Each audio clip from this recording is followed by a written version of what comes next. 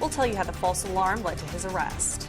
Plus, a potential change to voting districts in parts of north central Florida. Will tell you where and how many voters could be affected.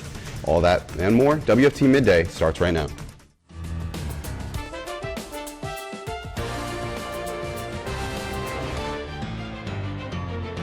You're watching WUFT Midday.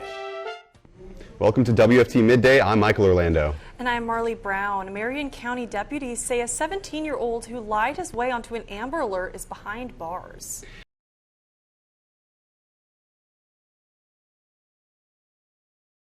Yep, WFT's Jasmine Valcin joins us live in the studio to tell us how deputies found out he lied about being kidnapped. First, his face was on Amber Alert. Now it's mugshot. Marion County Sheriff officials say 17-year-old Caden Spate was arrested yesterday for lying about being kidnapped and shot. Spate is facing charges for presenting false evidence, owning a gun as a minor, shooting into a car, and making a fake crime report. He texted his mom that 4 Hispanic men abducted and shot him last month. Spate's mom called 911, spurring the Amber Alert. Deputies soon announced there was no evidence that Spate's text was true. They say he asked ChatGPT how to get his own blood painlessly, which he used to plant blood in his car, parked and abandoned along a road in Denellen. He also shot a hole in his car door in order to fool investigators, according to his arrest report. Spate was found in Williston with a gunshot wound shortly after deputies started their search. They say he shot himself shortly before they found him in order to sell his lie. Live in the studio, Jasmine Valcin. Crews have started giving Gainesville City Hall Plaza a makeover. They began reconstruction on the plaza outside of City Hall recently. City leaders say the area has been important for hosting community gatherings for years, but they say the layout needed updating to make hosting those gatherings a little bit easier. Barricades and construction zones are already up in the area. Leaders say removing the ponds that take up most of the space will make it much easier to gather there. Well, if you look at the spot behind us, it's not very friendly for people to gather in. Like, it's a weird space. I've been to a lot of events where there's been speakers and nobody can really kind of line up around them. It's just an awkward spot to be. The redesign will remove the ponds and is expected to hold around 2,400 people. It also adds more green spaces, seating, and landscaping. Alachua County commissioners are considering redrawing the district map, impacting nearly 175,000 voters. WUFT's Emily Drelick was at the commissioners' meeting last night to find out the exact plan. The change will cause some residents to have different ballots even while they're at the same location. Split precincts led to county commissioners asking neighbors like you to help figure out a solution with the voting maps. The new maps in consideration include districts centered on Gainesville with larger rural districts. The renderings remove several split precincts. While the county considers new maps, there's an ongoing legal matter within the 1st District Court of Appeals that will decide whether Alachua County has single-member or at-large districts. With at-large districts, voters from across the county can vote for any commissioner seat, regardless of district. With single-member districts, voters can only vote for candidates running for their district. Back in 2022, Alachua County voted for single-member districts. In 2024, the same initiative was on the ballot with different wording. This time, residents voted for at-large districts. The court stopped the 2024 ballot measure after a lawsuit claimed the county intentionally misled residents to voting yes. Alachua County appealed the decision. The appeal is still being heard. Now let's take a look at weather. It has felt a lot colder in Florida. It's finally starting to feel like fall, but let's get a look at our 7-day forecast right now.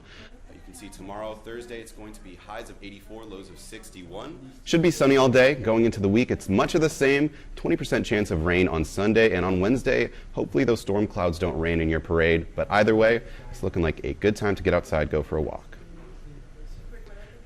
Marion County honored the late Charlie Kirk on what would have been his 32nd birthday. City and county leaders, officials proclaimed October 14th the Charlie Kirk Day of Remembrance. People gathered at the Veterans Memorial Park in Ocala to remember Kirk, including Paul Renner, Florida's former Speaker of the House. He's now running for governor. A few protesters gathered outside the park as well, handing out flyers. The memorial was organized by several conservative groups in Marion County. And a Florida man convicted for killing 2 women was given the lethal injection yesterday afternoon, marking the 14th execution in Florida this year. 72-year-old Samuel Lee Smithers was sentenced in 1999 for murdering Christy Cohen and Denise Roach in rural Plant City. Governor DeSantis signed the death warrant for Florida's next execution, Norman Grimm Jr. That man is set to be executed on October 28th. He's convicted of raping then killing his neighbor in 1998. Deputies in Alachua County are still working to solve a cold case murder more than 3 decades after her death.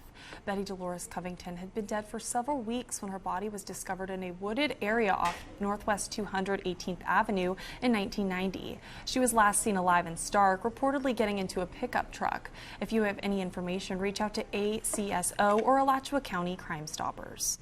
And a Columbia County judge is ordering Florida Congressman Corey Mills to stay away from a beauty queen in Lake City. Former Miss USA winner Lindsay Langston asked the judge for a temporary injunction against Mills. That was in February. She accused him of stalking and threatening her after her relationship ended, saying he threatened to spread nude photos and attack her future boyfriends. After a lengthy court review, the judge ordered Mills to avoid contact with Langston until the start of next year, but that order can be extended. And the opening of a home for winning. Cindy Hooker was a single mother with her 2-year-old daughter. I think being a mom is the hardest job you will ever have under any conditions. She remembers long nights and weird looks when she used her food stamps. And the way people look at you when you're at the checkout line at the grocery store and the way people treated you was terrible. Now she's the executive director of Gianna's Place, a home for women with unexpected pregnancies to continue receiving an education. To be a part of a mission that is bigger than yourself is just so rewarding. According to the Center for American Progress, single mothers face greater economic insecurity than single fathers or married parents. But single mothers aren't the only people facing economic uncertainty. Women as a whole face gender and economic inequalities comparatively to men. I'm outside the University of Florida's Bryan Hall, where economist Amanda Fallon is going to talk to us a little bit more about what those inequalities look like. If you think about the messages that women may get or the messages that men get, that's certainly going to have an impact on the choices that we make. It's not the only reason. She says the system isn't set up to bear the burden of childcare equally between women and men. On almost all of the indicators, it's more difficult for single mothers than it is for mothers living in a cohabiting house. Hooker wants women to know they don't have to choose between their baby and an education. I want them to know that it's possible, that they can accomplish, and that they're doing the best thing for them and their baby. Skateboarding isn't just a sport for many families, it's a way to get kids active and outdoors. In this Healthy You report, WUFT's Alexa Conroy shows us that one Gainesville park is helping kids roll into healthier habits.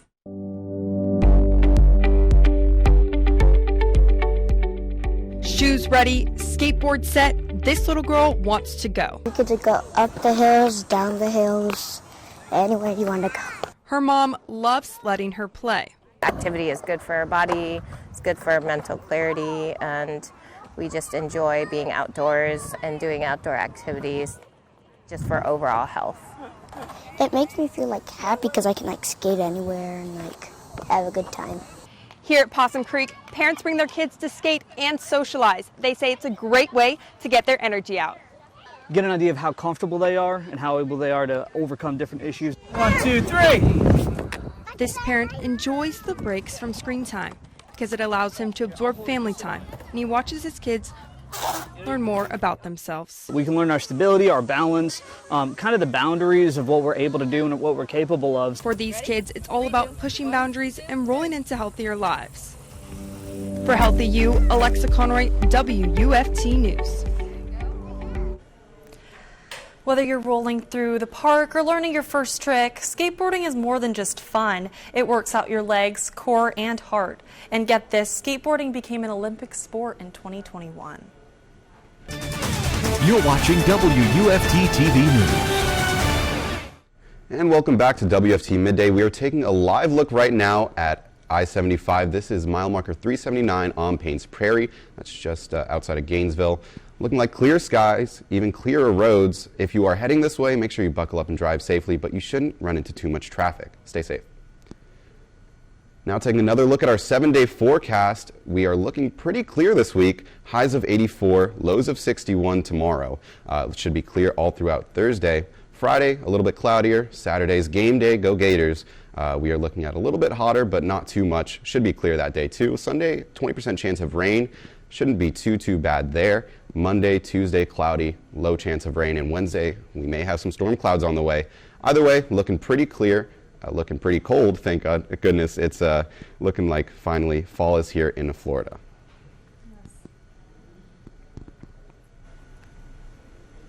Perfect. North Central Florida is home to horse country, so it might not come as a surprise that the rodeo gets real competitive. WUFT's Juan Chaoui took a trip to Levy County, where he found one teen roper whose journey sets him apart from the rest. At his home in Inglis, Florida, 15-year-old Trenton Kaufman is tired of his homework. What? He's not very good at chemistry, but when he closes his laptop, You ready? Yes, sir. he steps into his other classroom, where he does know the answer to most questions.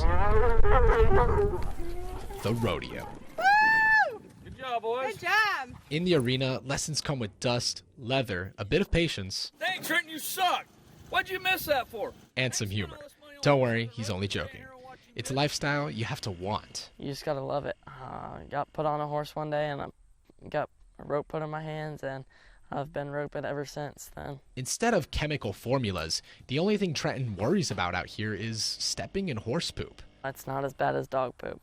Doesn't stick and doesn't smell as bad. But it comes with the territory, all part of the wild life of a rising rodeo star, in the ring and at home. Trenton's the last of 8. You know, he's number 8. We had a full house. It's just like being at the bottom of a hill. Everything rolls downhill. So he caught all the crap from all of his siblings. All the teasing and hand-me-downs were just part of growing up. And as tough as his brothers and sisters made life, it was nothing compared to the blow Trenton took at just 5 years old. He went running in the barn the day after Thanksgiving, ran in behind my daughter's show horse, and he was already a little spooky, and he got kicked.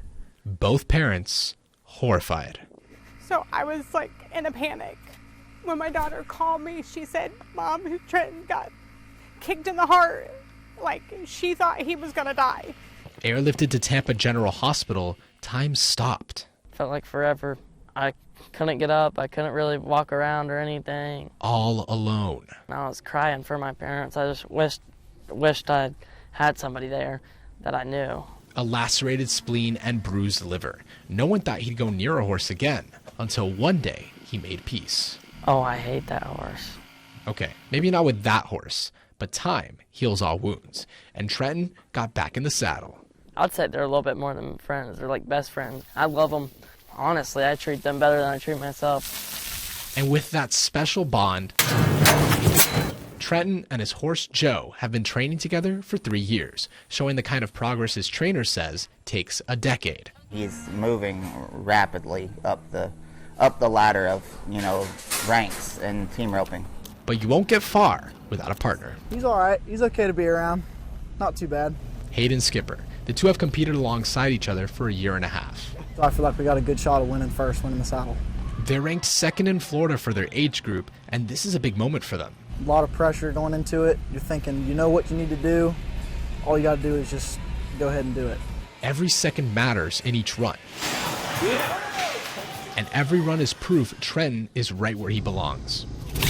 The dream is to move to Texas and go compete in pro rodeo. You want to rope against the best to be the best. From the kid who almost didn't make it to the cowboy who can't be stopped. In English, Juan Chaoui, WUFT News. Now let's head over to our top noticias partners for a look at today's top stories for our Spanish language audience.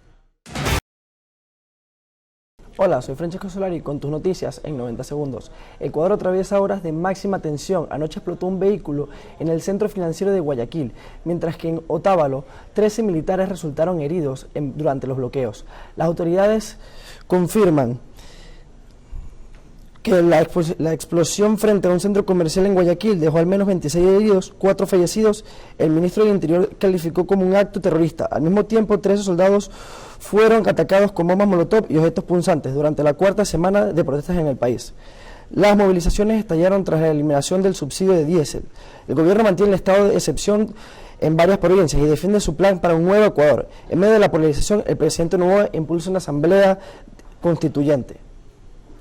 Ayer, un ataque en un barco en la costa de Venezuela asesinó a 6 personas.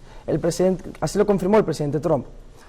Un video que Trump publicó pareció mostrar un barco estacionario en Venezuela en el mar alcanzado por un proyectil antes de explotar. La administración de Trump ha proporcionado poca información sobre los ataques anteriores, incluyendo la identidad de las víctimas o detalles sobre la carga. Esto ocurre mientras que se está llevando a cabo una gran acumulación militar estadounidense en el sur del Caribe. Un hombre fue condenado de asesinato de 2 mujeres en 1996. Fue la 14ª ejecución registrada en Florida este año. Samuel Lee Smithers, de 72 años, fue declarado culpable de 2 cargos de asesinato en el primer grado y condenado a muerte. La inyección letal extendió el récord de Florida de ejecuciones totales en un solo año, y el Estado planea llevar a cabo 2 ejecuciones más a finales de este mes y en noviembre, bajo las órdenes de muerte firmadas por el gobernador Ron DeSantis. I'm Julianis Ramos with your Midday Sports. Gators Volleyball are seeking to extend their winning streak to 3 games. On Wednesday night, the Gators are on the road to face number 16 Tennessee. Gators have won 4 of the last 5 games between the two. A win against the Lady Vols will mark the 4th win against a top 25 team this year for the Gators. First serve is set for 7 p.m. It's playoffs time for high school volleyball, and yesterday matches did not skip a beat. Number 2 seeded Buchholz faced Turquoise Creek and in a dominant fashion defeated the Toros in 3 straight sets. The Bobcats' next match is on Thursday at 7 p.m. against Fletcher. Number 7 seeded Oak Hall faced Destin at home. The Sharks did not go down without a fight, yet it was Oak Hall who won in 4 sets. The Eagles' next match is Thursday night against St. Francis Catholic Academy in the district finals. Top seeded Santa Fe and Gainesville High both swept their opponents and are moving to the district finals. Before we go, it is SEC Media Day for the women's and men's basketball team. Coming up on First and 5, Sounds from the Podium. And that's your Midday Sports. I'm Julianis Ramos. Thanks for joining us for WUFT Midday. We're back here for another edition tomorrow. We'll see you later today for First at 5. That's on Channel 5. Have a great one.